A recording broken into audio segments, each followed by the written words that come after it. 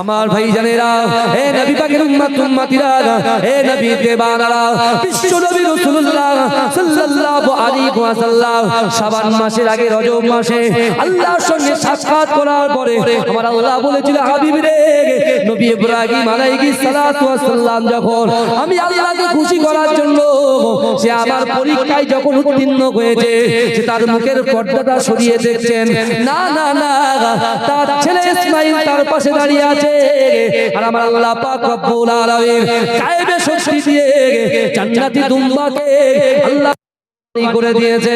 না না না, নবী ইব্রাহিম আলাইহিস সালাতু ওয়াস সালাম তিনি এত খুশি হয়ে গেছে, এত রাজি হয়ে গেছে, আমি আল্লাহর উপরে এত খুশি হয়েছে, না না না না না, আমি আল্লাহ পাক রব্বুল আলামিন ঠিক করলাম যে না না না, ইব্রাহিমের উপরে খুশি হয়ে গেলাম।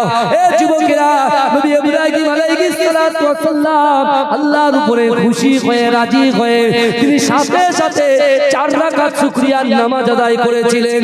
যে টাইমটা ছিল জোহরের ওয়াক্ত, আমরা যে জোহরের নামাজটা পড়ি এই সময়টাই তিনি শুকরিয়ার নামাজ 4 রাকাত পড়েছিল।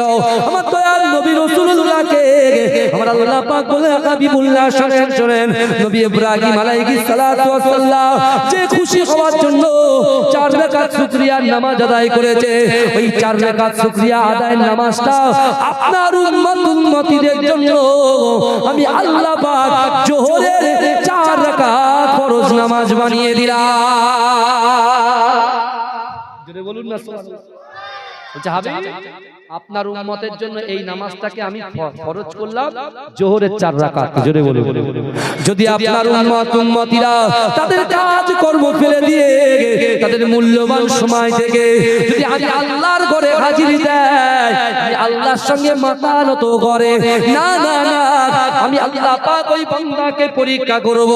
ওই বান্দার ভিতরে যদি আল্লাহর ভয় থাকে, রাসূলুল্লাহর মুহাব্বত থাকে, নামাজের মাসাল্লায় বসে জোহর ফজরের নামাজে ওই নামাজের পাটিতে বসে তার কষ্টের কথা, তার মনের কথা, তার সাংসারিক কথা, তার শারীরিক কথা, তার অর্থের কথা, তার সম্পত্তির কথা, তার সন্তানের কথা, তার জিন্দেগি জীবনে যেটা অসম্ভব, ওই অসম্ভব জিনিসগুলোকে আমি আল্লাহর কাছে যদি বলতে পারে, আমি আল্লাহ পাক তাদেরকে বলে দিলাম তাদের অসম্ভব জিনিসগুলোকে আমি আল্লাহ পাক সম্ভব করে দেব।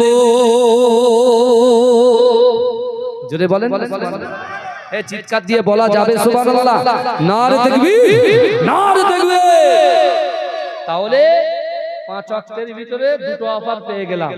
সামনে রমজান মাস, তাই তো? ফজর পড়লে কত বছরের সওয়াব? এই বলে 3.5 কত ফজর কাজা করেছি, কত বছর কত ফজর কাজা করেছি, তাই তো? আর জোহর করলে কি সওয়াব পাবো? ইসমাঈল আলাইহিস সালাতু ওয়াস সালামকে কুরবানি করার জন্য নবী ইব্রাহিম আলাইহিস সালাতু যে নিয়ত করেছিলেন, সেই নিয়তের সওয়াব উম্মতে মুহাম্মাদি পাবে। জোরে বলে কি বললে পাবে? বলেন কি বললে পাবে? জোহরের নামাজ পড়লে পাবে। তখন আমরা কাজে যাই। এই একটু আগে এই পাশে আপনার এই কি জায়গাটার নাম, পিছনে যেখানে মেলাটা হচ্ছে, আর সাকসার একটা মসজিদে নামাজ পড়তে গেছে। আজকে কথা গাড়ি দাঁড়িয়ে করেছে, প্রায় 10 মিনিট দাঁড়িয়ে আছে। কোথায় মসজিদ, তো এদিক তো বেশি ঢুকিনি, আর যদি আসি রাত্রেবেলা 2টোর পর 4টের পর এদিকে ঢুকি। তা বসে আছি, দাঁড়িয়ে আছি, কেউ তো আমার ভালো করে চেনে না। আমি বলি মুখটা আবার ঢেকে নিয়েছি। এই শুনছেন, মুখটা আমি একটু ঢেকে নিয়েছি। যখন মুখটা ঢেকে নিয়েছি, একজন বাবা যে আমি ওযু করছি বলছে, হাফেজ সাহেব কেরাত শুরু করেছে, পিছন তো চিল্লাচ্ছে, বড় করে ধরো, বড় করে ধরো। এই শুনছেন, কেরাত বড় করে ধরো। ইমাম সাহেব আল্লাহু আকবার বলে কেরাত শুরু হয়ে গেছে, সূরা ফাতিহা শেষ, অন্য একটা সূরা বলে জোর করে ধরো। তো একজন বলছে, তা নামাজ না তাড়াহুড়ো কেন? বলে সার দিচ্ছিল, বলে দিকে এইভাবে সার দিচ্ছিলাম, লেট হয়ে গেছে, তা কি করবো? তা ইমাম সাহেব জোরে করে বড় করে ধরু, বুঝতে পারছেন? এরকম নামাজের সময় যত দেরি আমার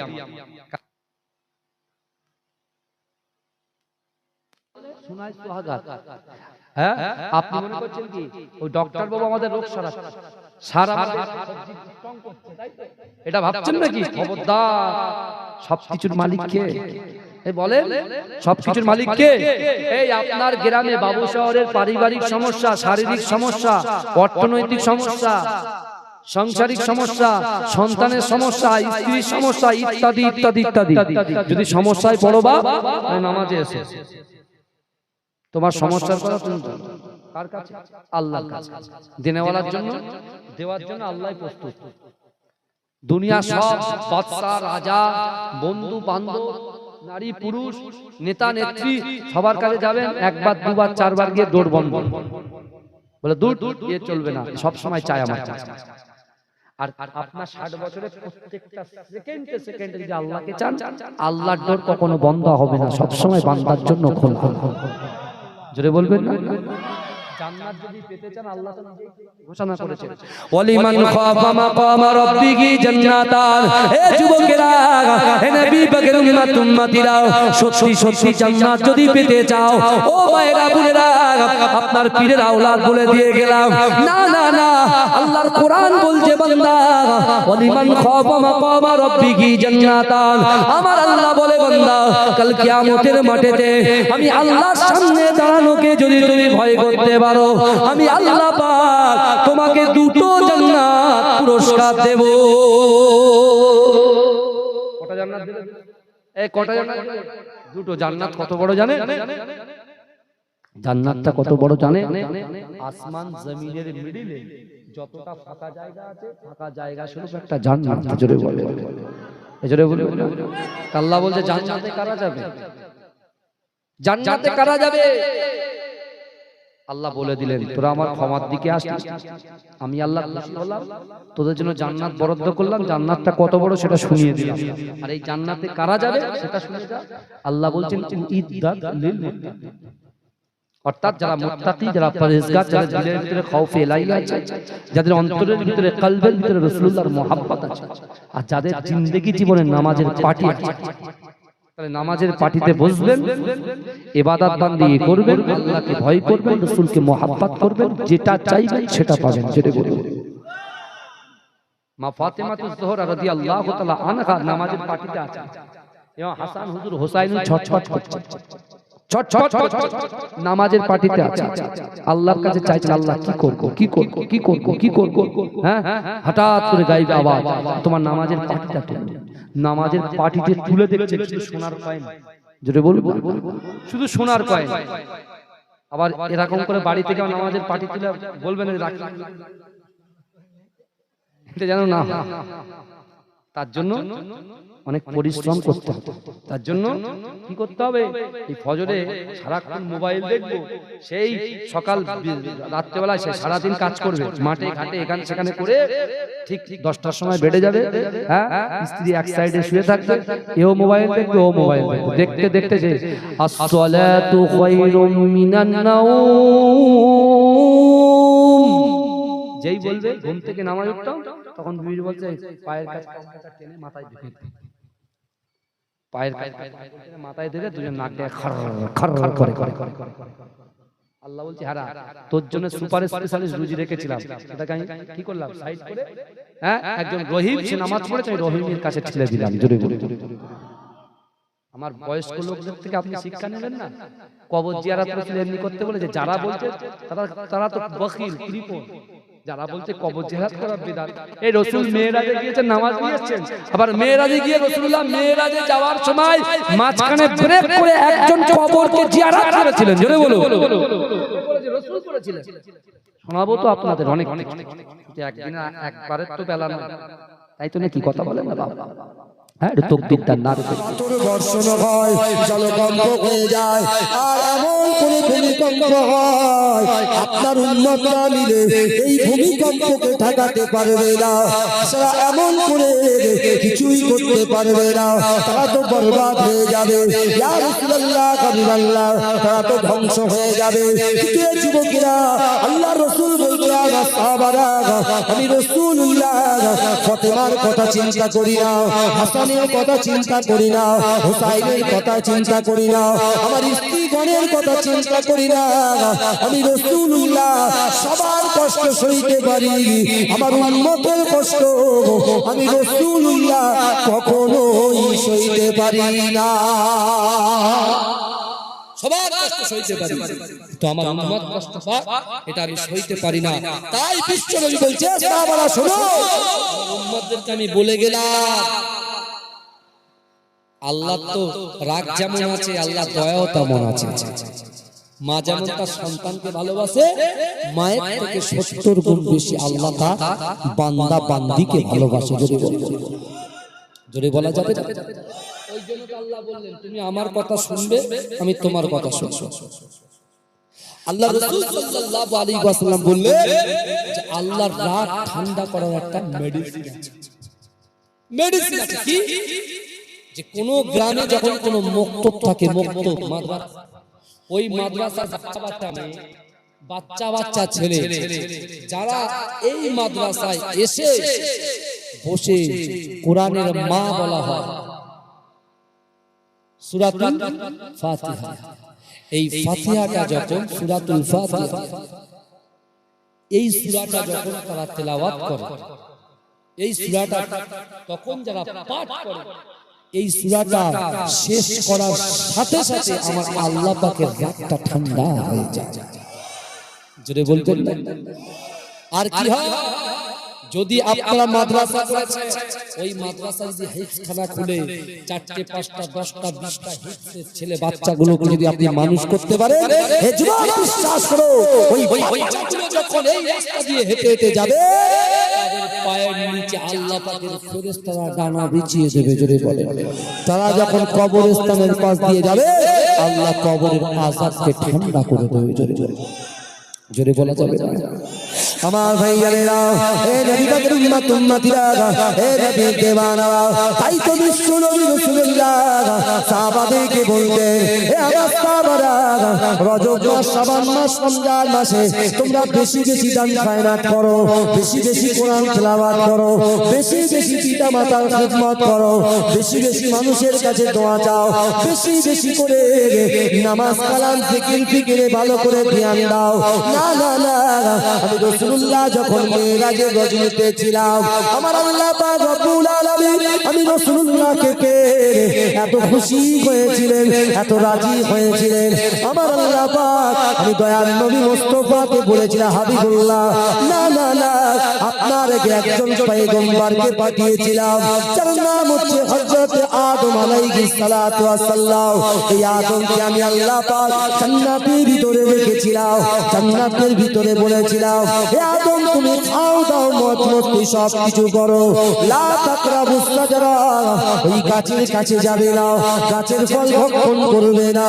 কিন্তু না না না না না না, ওই সময় আদম আলাইহিস সালাতু ওয়াস সালাম সারা দিনটা জান্নাতের বাগানে ঘুরে ঘুরে ঘুরে ঘুরে রাতে যখন এমন করে একটা জায়গায় বসে যেত, সে মনে মনে চিন্তা করে, আল্লাহ পাক এই জান্নাতের ভিতরে আমার একা একা ভালো লাগে না, একা থাকতে ভালো লাগে না। হে যুবকেরা, আমার আল্লাহ হচ্ছে অন্তর্যামী।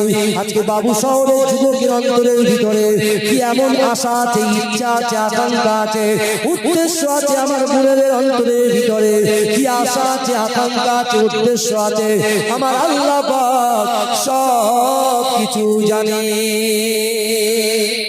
জানে কি জানে না? এই কথা বলেন, কি নিয়ত নিয়ে বসেছেন, কি নিয়ত নিয়ে আমি এসেছি, কি নিয়ত নিয়ে আমার ভাইজান দুটো বসে আছে, আমার আল্লাহ সব জানে। আগামী কাল কি করব, আগামী 5 বছর পর কি করব, আগামী 10 বছর পর কি করব, আগামী 15 বছর পরে কি করব না করব, সব আমার আল্লাহ জানে। জোরে বলুন, জোরে বলবেন না? কিন্তু আমার আল্লাহর রাসূল বলছেন, আদমকে আল্লাহ সৃষ্টি করে জান্নাতে, অর্থাৎ আমি যখন মেরাজে গিয়েছিলাম, আল্লাহ পাক আমার সাথে কিছু বয়ান করেছিল, তার ভিতরে আমাকে বলেছে, হাবিব আপনার আগে নবী এসেছে মুসা, ওই মুসা জান্নাতের ভিতরে আমি সব রকম ব্যবস্থা করেছিলাম, আর বলছে তুমি যা ইচ্ছা করো, কিন্তু আমি যেটাকে নিষেধ করছি সেই নিষেধ জায়গায় তুমি যাবে না, ফলটা ভক্ষণ করবে না। একটা জায়গায় আদম আলাইহিস সালাতু ওয়াস সালাম মনে মনে চিন্তা করছে, ভাইজান বুখারী শরীফের হাদিস, বুঝলেন? আরো অনেক কিতাবের ভিতরে সব ঘটনাগুলো আপনি পাবেন।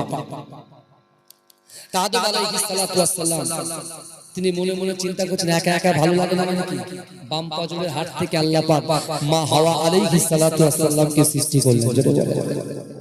জোরে বলবেন না? অপরূপ সুন্দরী নারী, কি আমাদের আম্মা জান, অপরূপ সুন্দরী নারী আমাদের আম্মা মা হাওয়া আলাইহিস সালাতু। আল্লাহ পাক ফেরেশতাদেরকে বলেছিলেন, ফেরেশতারা আদমকে ঘুম পাড়িয়ে দাও, ঘুমিয়ে গেছে। আল্লাহ বাম পাজরের হাত থেকে মা হাওয়াকে সৃষ্টি করেছেন। আদম আলাইহিস সালাম চোখ খুলেছে, চোখ যখনই খুলেছে দেখতে পাচ্ছে অপরূপ একজন সুন্দরী নারী তার সামনে। হাত বাড়াতে গেছে, আল্লাহ বলছে দাঁড়া, আগে হালাল কর তারপর হাতটা বাড়া। বুঝতে পারছেন না?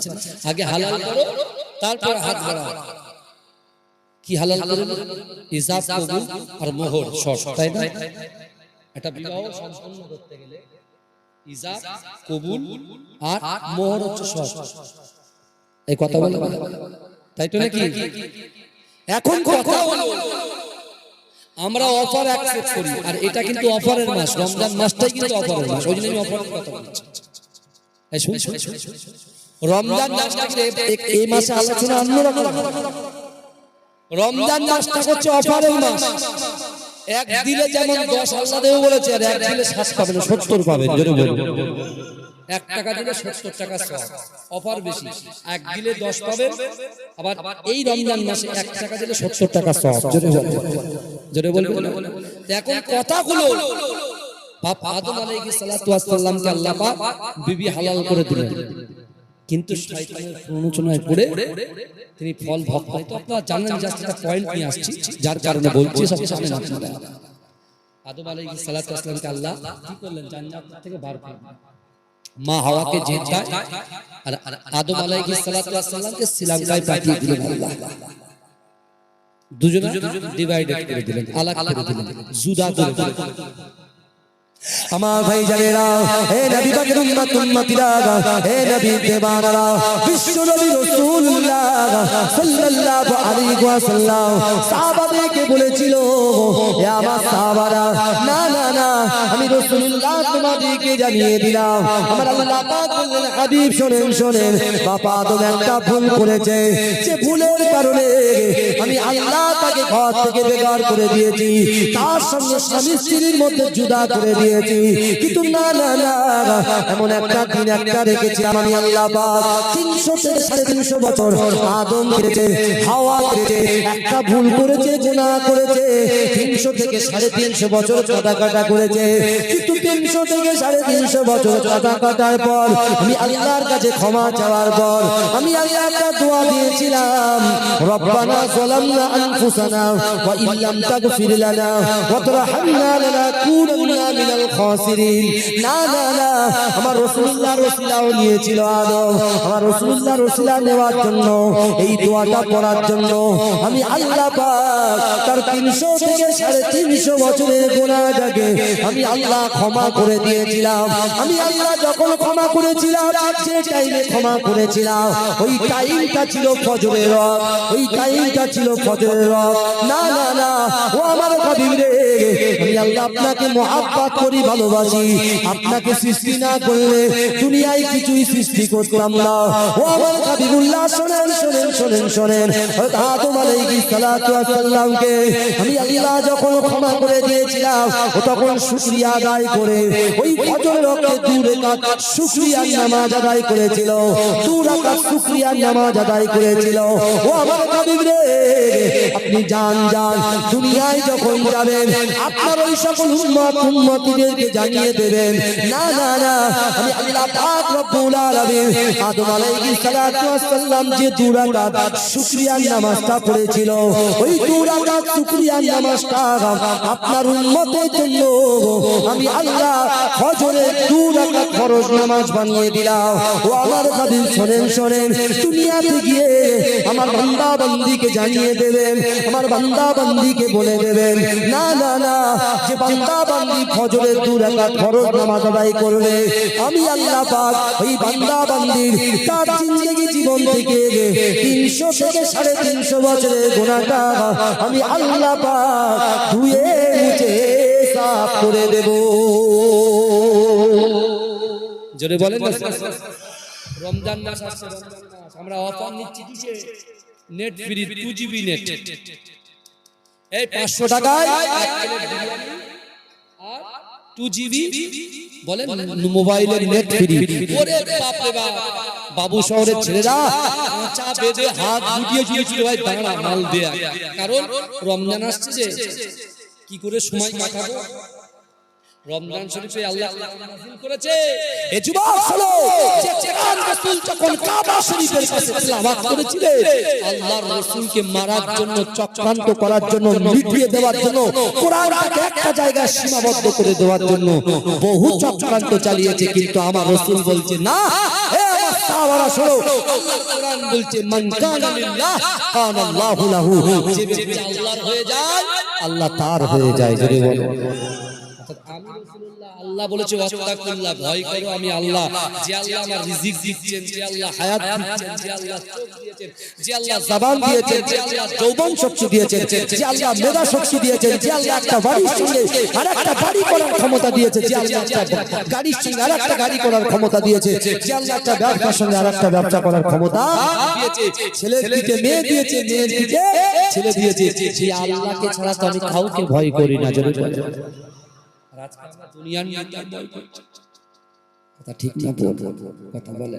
আল্লাহ বলছে তুই আয়, কোরআন যে অমান্য করবে সে মুশরিক।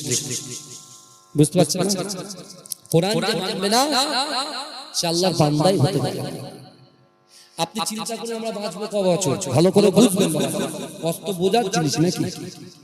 আমার যুবকরা আবার একটু গজল টজল শোনে, বুঝতে পারছেন তো, অলরেডি দুটো বলা হয়ে গেছে, বুঝতে পারছেন। কিন্তু আমার ভাইরা ভালো করে সব হবে, লোকগুলো আসতে হবে, ধৈর্য ধরে বুঝতে হবে তো নাকি, কথা বলো, হ্যাঁ ধৈর্য ধরে বুঝতে হবে। আপনার এখানে বসা কিসের জন্য? টাকা নেওয়ার জন্য না জান্নাত পাওয়ার জন্য? জান্নাত পাওয়ার জন্য না আমাদের বসা? জান্নাত পাওয়া, যা কিছু হচ্ছে সব জান্নাতের জন্য হচ্ছে। জান্নাত পেতে গেলে 3টে আমল ধরতে হবে, পারবেন? জান্নাত পেতে গেলে 3টে আমল করতে হবে। 3টে আমল যদি করেন আপনার জুয়া খেলা চলবে, শরাবের আশেপাশে যাওয়া যাবে, পরকিয়া হওয়া যাবে না, জিনা করা যাবে না, গীবত করা যাবে না, মোড়ে চায়ের দোকানে পাড়ায় এর নামে গিল্লো, তোর নামে চকলকুরি কাজ, মুনাফিকি, এসব ছাড়তে হবে। পারবেন? যদি পারেন তাহলে এসে বসেন, নাহলে আসার দরকার, ফালতু সময় নষ্ট হবে। কিছু মনে করবেন না বাবা। আপনি জান্নাত পেতে চান তো জান্নাত পেতে গেলে 3টে আমল করতেই হবে। কি? আল্লাহর কোরআন বলছে ওয়াত্তাকুল্লাহ, আল্লাহর ভয়। এই প্রত্যেকদিন এই বছরে শুধু এই সাবজেক্ট নিয়ে আলোচনা চলছে। এই কোরআনের আয়াতকে চেঞ্জ করা যাবে না, বক্তার বক্তব্য চেঞ্জ করা যাবে, কোরআনের আয়াত চেঞ্জ করা যাবে, জীবনে যাবে। ভালো করে এক একজন দেখবেন ইমাম সাহেব প্রত্যেকদিন একই সূরা পড়ছে, বুঝলেন না? জুম্মার নামাজে একই সূরা পড়ছে, একই সূরা পড়ছে, একই সূরা পড়ছে। পিছনের লোকগুলো কি বলছে? ধুর, হুজুর কিছু পারে না, শুধু একই কথা বলছে। আরে বোকা, তুই কি বলছিস? সূরাতুল ফাতিহা, যে সূরাতুল ফাতিহা ছাড়া নামাজ হবে না। 30 পারা কোরআন শরীফের সবই তো আল্লাহর বাণী, যে পড়ছে তুমি মুখস্থ করে নাও। একটা কোরআন যদি তুমি 7 বছর ধরে করো, তুমি তো সূরা ফাতিহা জানো না, সূরা ফালাক জানো না, সূরা নাস জানো না, সূরা ইখলাস জানো না, অনেকে পারেই না। অনেক যুবক ছেলে আছে মুসলমান ছেলে বলে দাবি করে, এই মোবাইল বলছি, আপনার কোরআনটা এইভাবে ধরেও দেখিলেন, এখন লোক আছে পাওয়া যায়। এই কথা ঠিক বলছি না ভুল বলছি? কথা আমরা বাঁচবো কত? হার্ডলি 60 বছর, 70 বছর। দিন যত বাড়ছে, হায়াত বাড়ছে না, কমছে বাবা, কমছে না। তাহলে কি হবে? তাহলে আপনি যদি ফজরের নামাজটা পড়ে রাসূলুল্লাহ সাল্লাল্লাহু আলাইহি দিয়ে যে কথা বলে আসমানের উপরে, এই কথাটাকে আল্লাহ কবুল করে নেন, কবুল করে নেন। তাহলে রাসূল বলছে ফজরের 2 রাকাত, ফজরটা শুকরিয়া নামাজটা পড়েছিল কি আদম? কিসের জন্য? তার 300-350 বছরের গুনাহ ক্ষমা হওয়ার জন্য। অফারটা দেখ, অফার বিধানির অফারটা নিচ্ছে। মোবাইল অফার নিচ্ছেন, জমির অফার নিচ্ছেন, গাড়ির অফার নিচ্ছেন, নারীর অফার নিচ্ছেন, সব অফারটা নিচ্ছেন। যেটা কবরটা আপনার আলোকিত হবে, কবর সুন্দর হবে, কবরে শান্তিতে থাকতে পারবেন, বেহেশতের হাওয়া বইবে, হাউজে কাউসারের পানি পান করবেন, ফুলসিরাত বিদ্যুৎ গতিতে পার হয়ে যাবেন, রাসূলুল্লাহ শাফাআত পাবেন, দয়ার নবী জান্নাত দিয়ে দয়ার নবী হাত ধরে জান্নাতে নিয়ে যাবেন। যদি এইগুলো আশা থাকে তাহলে ফজরে ওঠো, ফজরে ওঠো, ফজরে উঠে আল্লাহ ডাকছে বান্দা, বান্দা আকিমুস সালাত, বান্দা আকিমুস সালাত, হাইয়া আলাস সালাহ, হাইয়া আলাস সালাহ, আস-সালাতু খায়রুম মিনান নাওম। ঘুম থেকে ওঠো, ঘুম থেকে ওঠো। 11 মাস খেয়েছো, বসেছো, ঘুমিয়েছো, হারাম কাজ করেছো, বাজে কাজ করেছো, আমি আল্লাহ রহমতের মাসকে পাঠিয়েছি, আমি আল্লাহ মাগফিরাতের মাসকে পাঠিয়েছি, আমি আল্লাহ নাজাতের মাসকে পাঠিয়েছি। ও বান্দা, আমি আল্লাহ তোমাদের বারবার বলেছি বান্দা, ওহুম লা ইউফতানুন, আমি আল্লাহ পরীক্ষা করব, পরীক্ষা করব।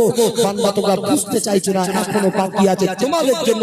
আমার রাসূলুল্লাহর মহব্বতে এখনো পর্যন্ত তওবার দরজাটাকে খুলে রেখেছে, তওবার দরজাকে খুলে রেখেছে। আল্লাহ রাসূল সাল্লাল্লাহু আলাইহি ওয়াসাল্লাম পেটে পাথর বেঁধে আছে। আল্লাহ জিবরাইলকে বলছে, জিবরাইল যাও আমার হাবিবুল্লাহকে বলো আমি দুটো উপঢৌকন দিচ্ছি, দুটো পুরস্কার নিয়ে যাও আমার হাবিবুল্লাহর কাছে। এই আমার দয়ার নবী কতটা ভালোবাসতেন, কতটা কতটা আমার বিশ্ব নবী রাসূলুল্লাহ কতটা মহব্বত করে কি জানেন? জিবরাইলকে আল্লাহ দুটো উপরে বলেছেন, কি বলেছে? এক, আমার হাবিব যদি অ্যাকসেপ্ট করে, গ্রহণ করে, মেনে নেয়, তাহলে আমি ওহদ পাহাড়কে সোনা বানিয়ে দেব। জোরে বলে আমার হাবিবুল্লাহ পেটে পাথর বেঁধে আছে, আমি কষ্ট সহ্য হচ্ছে না আমার হাবিবুল্লাহ না খেতে পেয়ে মারা, আমার হাবিবুল্লাহ না খেতে পেয়ে কষ্ট পাবে, আমার হাবিবুল্লাহর উম্মতরা, হাবিবুল্লাহর আহলে পরিবার, আহলে বায়াতরা না খেতে পেয়ে কষ্ট পাবে, আমি আল্লাহ সহ্য করতে পারবো না। আমার হাবিবুল্লাহকে গিয়ে বলো, আমার হাবিবুল্লাহকে গিয়ে বলো, সে যদি চায় আমি ওহদ পাহাড় সোনা বানিয়ে দেবো। জোরে জোরে বলে। আর দ্বিতীয় নম্বর উপঢৌকন হচ্ছে, তাকে গিয়ে বলো কোনটা চাও, ওহদ পাহাড়কে সোনা বানাতে চান, আর আপনি যদি চান আপনার উম্মতদের জন্য আল্লাহর তওবার দ্বারকে তাদের মৃত্যুর আগ পর্যন্ত খুলে রেখে দেবে। জোরে জোরে বলে। জিবরাইল এসে রাসূলুল্লাহকে দুটো কথা শোনালেন। আমাদের হলো তো আমরা বললাম আগে শোনাটা হোক।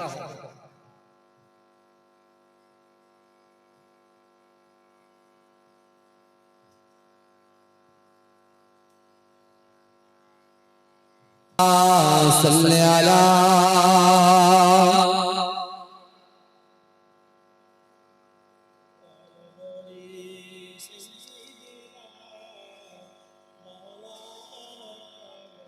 আপনারা চিন্তা করবেন না, নামাজ ইনশাআল্লাহ 8টার সময় এখানেই হবে।